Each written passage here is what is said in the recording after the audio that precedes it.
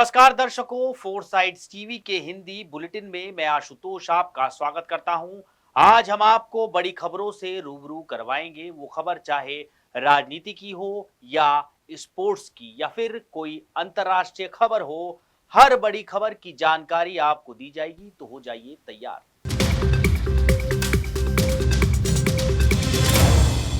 छत्रपति शिवाजी महाराज की 345वीं पुण्यतिथि पर केंद्रीय गृह मंत्री अमित शाह ने उन्हें श्रद्धांजलि दी। इस दौरान उन्होंने एक कार्यक्रम को संबोधित करते हुए कहा कि छत्रपति शिवाजी महाराज स्वधर्म, स्वराज और स्वभाषा के प्रेरणा स्रोत हैं। इस दौरान उन्होंने एक कार्यक्रम को संबोधित करते हुए कहा कि छत्रपति शिवाजी महाराज स्वधर्म, स्वराज और स्वभाषा के प्रेरणा स्रोत हैं।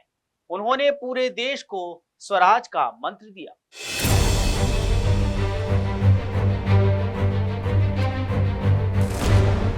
अमित शाह ने कहा कि छत्रपति शिवाजी महाराज जैसा अदम्य साहस, अकल्पनीय शौर्य किसी में नहीं है। देखते देखते महाराष्ट्र हिंदवी स्वराज में बदल गया। उन्होंने कहा कि मैंने कई नायकों की जीवनी को पढ़ा है, लेकिन छत्रपति शिवाजी जैसे कोई नहीं है। शिवाजी ने स्वधर्म के लिए प्रेरित किया। ना भाग्य उनके साथ था, ना सेना, ना पैसा, और देखते देखते उन्होंने मुगल सेना को समाप्त कर दिया। गृह मंत्री ने कहा कि शिवाजी महाराज महाराष्ट्र तक सीमित नहीं, उनकी एकता की विरासत देश के लिए प्रेरणा है। उन्होंने कहा कि स्वतंत्रता की शताब्दी में महाशक्ति बनने का भारत का संकल्प शिवाजी महाराज के आदर्शों से प्रेरित है। औरंगजेब को लेकर उन्होंने बड़ा बयान दिया। उन्होंने कहा कि खुद को आलमगीर कहने वाले की महाराष्ट्र में हार हुई। वो शासक जिसने खुद को आलमगीर कहा, मराठों से लड़ा और महाराष्ट्र में पराजित होकर मरा, आज उसकी कब्र महाराष्ट्र में है। रायगढ़ किले में अमित शाह के साथ महाराष्ट्र के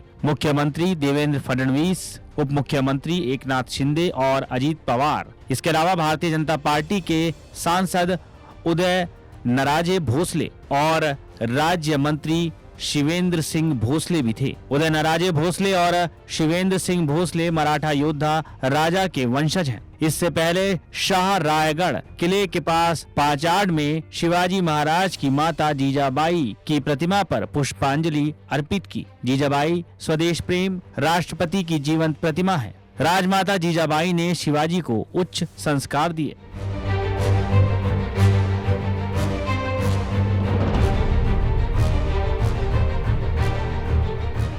नए वक्फ कानून को लेकर सियासत गरमाई हुई है।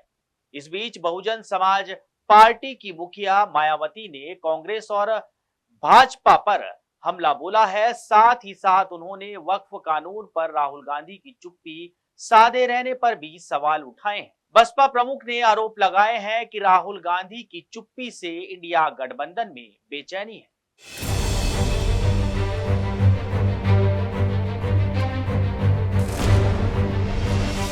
मायावती ने ट्वीट करते हुए लिखा, वक्फ संशोधन बिल पर लोकसभा में हुई लंबी चर्चा में नेता प्रतिपक्ष द्वारा कुछ नहीं बोलना अर्थात CAA की तरह संविधान उल्लंघन का मामला होने के विपक्ष के आरोप के बावजूद इनका चुप्पी साधे रहना क्या उचित है। इसे लेकर मुस्लिम समाज में आक्रोश और इनके इंडिया गठबंधन में भी बेचैनी स्वाभाविक है। उन्होंने कहा, वैसे भी देश में बहुजनों के हित, कल्याण और सरकारी नौकरी और शिक्षा आदि में इन वर्गों के आरक्षण के अधिकार को निष्प्रभाव और निष्क्रिय बनाकर इन्हें वंचित बनाए रखने के मामले में कांग्रेस, बीजेपी आदि ये पार्टियां बराबर की दोषी हैं। धार्मिक अल्पसंख्यकों को भी इनके छलावा से बचना जरूरी है। बसपा सुप्रीमो ने कहा, इनके ऐसे रवैयों के कारण उत्तर प्रदेश में भी बहुजनों की स्थिति हर मामले में काफी बदहाल और त्रस्त है, जबकि भाजपाइयों को कानून हाथ में लेने की छूट है। साथ ही बिजली और अन्य सरकारी विभागों में बढ़ते हुए निजीकरण से हालात चिंतनीय हैं। सरकार जन कल्याण का संवैधानिक दायित्व सही से निभाए। इससे पहले मायावती ने कहा था कि संसद में वक्फ संशोधन बिल पर सत्ता और विपक्ष को सुनने के बाद निष्कर्ष यही निकलता है कि केंद्र सरकार अगर जनता को इस बिल को समझने के लिए कुछ और समय दे देती और उनके सभी संदेहों को भी दूर करके जब इस बिल को लाती तो ये बेहतर होता। दुख की बात यह है कि सरकार ने इस बिल को बहुत जल्दबाजी में लाकर जो इसे पास कराया है ये उचित नहीं, और अब इस बिल के पास हो जाने पर अगर सरकारें इसका दुरुपयोग करती हैं तो फिर पार्टी मुस्लिम समाज का पूरा साथ देगी। ऐसे में इस बिल से पार्टी सहमत नहीं है।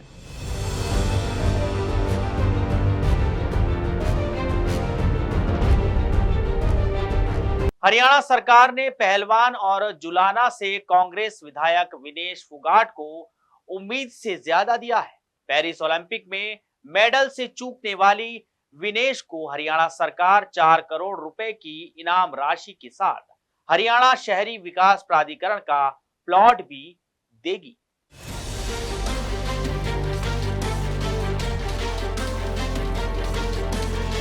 दरअसल विनेश पेरिस ओलंपिक के 50 किलोग्राम भार वर्ग के फाइनल में पहुंची थी। 7 अगस्त 2024 को अपने मैच से ठीक पहले उनका वजन 50 किलोग्राम से 100 ग्राम ज्यादा था। इसके कारण उन्हें अयोग्य घोषित कर दिया गया था। इसके बाद वो ओलंपिक से बाहर हो गईं। इसके बावजूद हरियाणा सरकार ने घोषणा की थी कि विनेश फोगाट को ओलंपिक सिल्वर मेडल विजेता को मिलने वाला इनाम और सुविधाएं दी जाएंगी। कुछ दिनों पहले हरियाणा विधानसभा के सत्र के दौरान विनेश फोगाट ने सीएम नायब सैनी को हरियाणा सरकार की घोषणा की याद भी दिलाई थी। इसके बाद हरियाणा सरकार ने विनेश फोगाट को 4 करोड़ का इनाम राशि, प्लॉट या सरकारी नौकरी का ऑफर दिया था। सरकार को दिए जवाब में विनेश फोगाट ने 4 करोड़ इनाम राशि के साथ प्लॉट लेने की इच्छा जाहिर की है। इसके बाद हरियाणा सरकार ने प्लॉट के साथ ही 4 करोड़ इनाम राशि को मंजूरी दे दी है और फाइनल अप्रूवल के लिए सीएमओ के पास भेज दिया गया है। विनेश फोगाट ने हरियाणा सरकार का शुक्रिया अदा किया। विनेश फोगाट ने 4 करोड़ इनाम राशि के लिए हरियाणा सरकार का शुक्रिया अदा किया है। विनेश ने कहा कि सरकार द्वारा दी जाने वाली ये पुरस्कार राशि केवल एक इनाम नहीं है, ये एक अवसर है, एक जरिया है उस सपने को साकार करने का जो मैं सालों से देखती आ रही हूँ। विनेश ने ट्वीट कर कहा कि खिलाड़ी की मेहनत को सम्मान मिले, यही असली जीत है। मुझे जनता ने बहुत कुछ दिया है, प्यार, सम्मान, विश्वास, हिम्मत और हौसला। उन्होंने कहा कि अब वक्त है इन सब का ऋण चुकाने का। एक जनप्रतिनिधि होने के नाते और जिस संघर्ष का मैं हिस्सा रही हूँ उसे देखते हुए मेरी जिम्मेदारियां अब सिर्फ एक खिलाड़ी की नहीं बल्कि उन हजारों सपनों की है जो खेल के जरिए एक सुरक्षित वातावरण में अपना भविष्य बनाना चाहते हैं। ये हमेशा मेरा सपना रहा है कि मैं अगली पीढ़ी के खिलाड़ियों के लिए बेहतर सुविधाएं और अच्छा खेल वातावरण दे सकूं।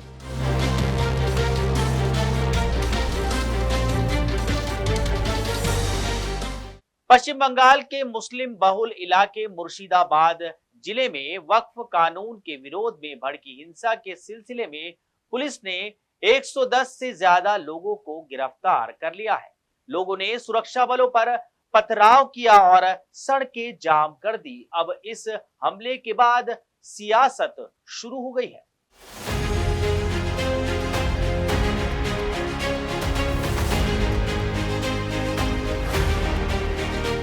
बीजेपी अध्यक्ष सुकांता मजूमदार ने कहा कि हिंसा पर पुलिस कुछ नहीं कर रही है। ममता बनर्जी के निर्देश पर पुलिस चुपचाप बैठी है। ममता बनर्जी यहां बांग्लादेश बनाने की कोशिश कर रही हैं। पुलिस अधिकारी ने बताया कि हिंसा के सिलसिले में सुती से करीब 70 और शमशेरगंज से 41 लोगों को गिरफ्तार किया गया है। अधिकारियों ने बताया कि हिंसा प्रभावित इन जगहों पर शनिवार सुबह स्थिति तनावपूर्ण रही, लेकिन किसी अप्रिय घटना की खबर नहीं है। पुलिस के मुताबिक सबसे ज्यादा प्रभावित मुर्शिदाबाद जिले में निषेधाज्ञा लागू कर दी गई है और हिंसा वाले स्थानों पर इंटरनेट सेवाएं बंद कर दी गई हैं। एक अधिकारी ने कहा कि सुती और समरेशगंज इलाकों में गश्त जारी है। इन इलाकों में किसी को भी कहीं भी इकट्ठा होने की छूट नहीं है। हम कानून और व्यवस्था की स्थिति को बाधित करने के किसी भी प्रयास की अनुमति नहीं देंगे। उन्होंने लोगों से सोशल मीडिया पर अफवाहों पर ध्यान न देने की अपील की है। इस बीच पुलिस ने कहा कि सुती में झड़पों के दौरान कथित तौर पर पुलिस की गोलीबारी में घायल हुए एक किशोर को कोलकाता के एक अस्पताल में भर्ती कराया गया है। पुलिस के मुताबिक जिन जिलों में हिंसा हुई उनमें मुस्लिम आबादी काफी है। मुर्शिदाबाद हिंसा पर केंद्रीय मंत्री और पश्चिम बंगाल बीजेपी अध्यक्ष सुकांता मजूमदार ने कहा कि पुलिस कुछ नहीं कर रही है। ममता बनर्जी के निर्देश पर पुलिस चुपचाप बैठी है। ममता बनर्जी यहाँ बांग्लादेश बनाने की कोशिश कर रही हैं, हिंदुओं को डराने की कोशिश कर रही हैं। हिंदू समाज हजारों सालों से लड़ता आया है और लड़ेगा। दिल्ली से सारी बातचीत हो रही है। गृह मंत्री जी को सब मालूम है।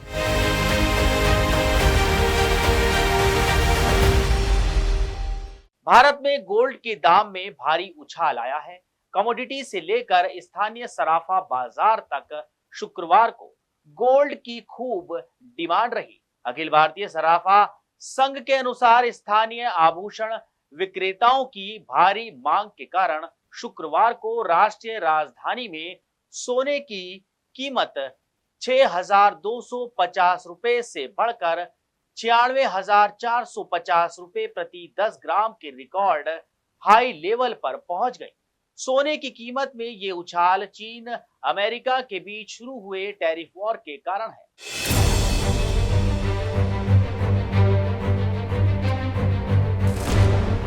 अमेरिका चीन व्यापार तनाव बढ़ने के बीच मजबूत सुरक्षित निवेश मांग के कारण इंटरनेशनल मार्केट में कीमती धातु के सर्वकालिक उच्च स्तर पर पहुंचने से घरेलू कीमतों में तेजी आई है। बुधवार को 99.9% प्योरिटी वाली पीली धातु 90,200 रुपए प्रति 10 ग्राम पर बंद हुई थी। 4 दिन की भारी गिरावट के बाद 99.5% शुद्धता वाले सोने की कीमत में 6,250 रुपए की तेजी आई और ये 96,000 रुपए प्रति 10 ग्राम के सर्वकालिक उच्च स्तर पर पहुंच गया, जबकि एक दिन पहले इसका भाव 89,750 रुपए प्रति 10 ग्राम था। ग्लोबल मार्केट में तेजी के कारण चांदी की कीमत भी 2,300 रुपए की तेजी के साथ 95,500 रुपए प्रति किलोग्राम पर पहुंच गई है। पिछले बाजार में चांदी का भाव 93,200 रुपए प्रति किलोग्राम पर बंद हुआ था। महावीर जयंती के अवसर पर गुरुवार को सराफा बाजार बंद रहे। मल्टी कमोडिटी एक्सचेंज पर जून वायदा के लिए सोने का भाव 1,703 रुपए बढ़कर 93,736 रुपए प्रति 10 ग्राम के उच्चतम स्तर पर पहुंच गया।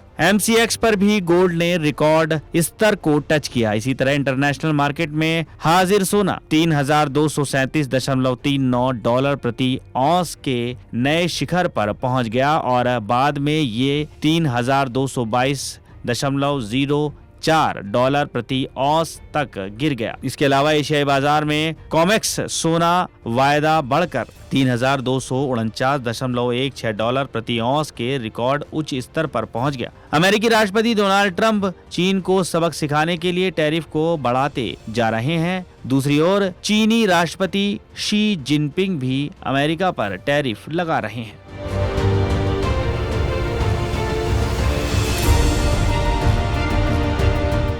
NIA 26/11 मुंबई आतंकी हमलों के मुख्य आरोपी तहव्वुर हुसैन राणा से उस शख्स के बारे में पूछताछ करेगी जिससे राणा की मुलाकात दुबई में हुई थी और जिसे 26/11 हमले की जानकारी पहले से ही थी। यह शख्स अब तक पहचान में नहीं आया है।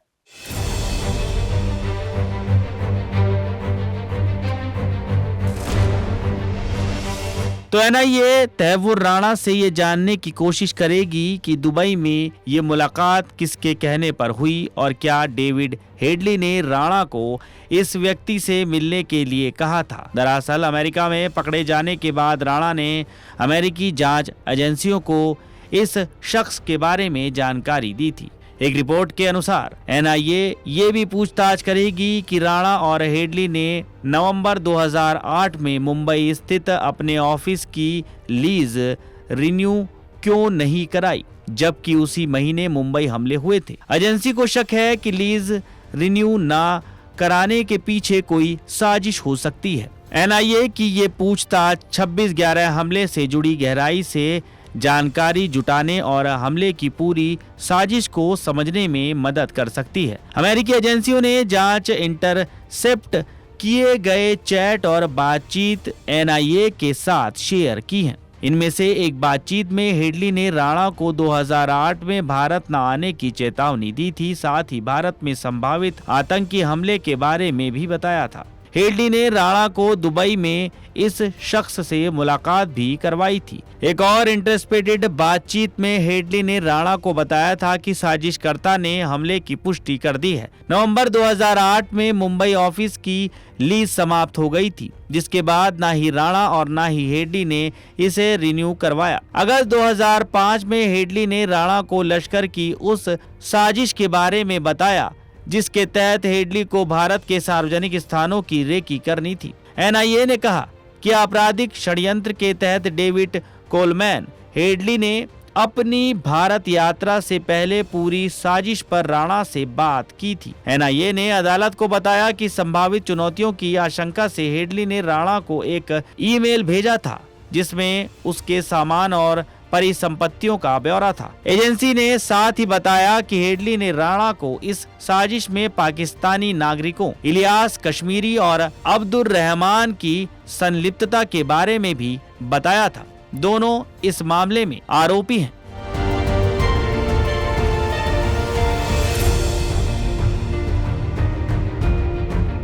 चेन्नई सुपर किंग्स को शुक्रवार को कोलकाता नाइट राइडर्स के हाथों 8 विकेट से शर्मनाक हार झेलनी पड़ी। इंडियन प्रीमियर लीग इतिहास में पहली बार ऐसा हुआ जब एमएस धोनी की अगुवाई वाली टीम ने लगातार 3 मैच गंवाए। वहीं 5 बार की आईपीएल चैंपियन सीएसके की इस सीजन में ये लगातार 5वीं हार है।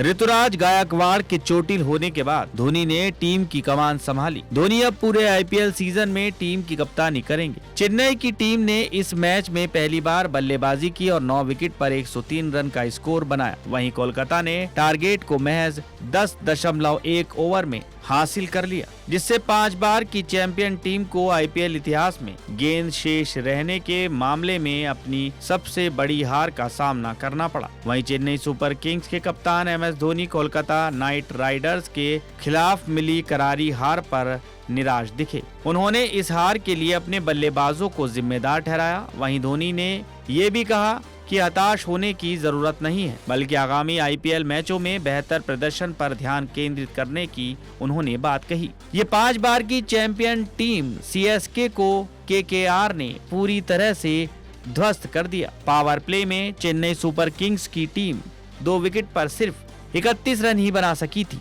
इस हार के बाद चेन्नई की टीम अब पॉइंट्स टेबल में 9वें नंबर पर है। धोनी ने मैच के बाद कहा, कुछ रातें ऐसी रही हैं जब हम अच्छा प्रदर्शन नहीं कर पाए। चैलेंज हमेशा बना रहा, हमें चुनौती स्वीकार करनी होगी। आज मुझे लगा कि हमारे पास पर्याप्त रन नहीं है। चेपॉक में भी यही हुआ था। जब हमने दूसरी पारी में गेंदबाजी की तो गेंद थोड़ी रुक कर आई। आज पहली पारी में भी ऐसा ही हुआ। जब आप बहुत अधिक विकेट खो देते हैं तो दबाव होता है। धोनी ने इस दौरान ये भी कहा कि हमारी टीम की ओर से कोई पार्टनरशिप नहीं हुई।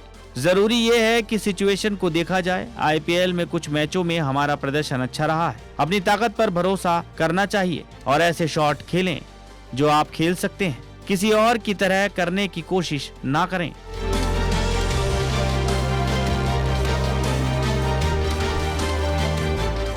तो दर्शकों, हिंदी के बुलेटिन में इतना ही। आप बने रहिए हमारे साथ, देखते रहिए 4 साइड्स।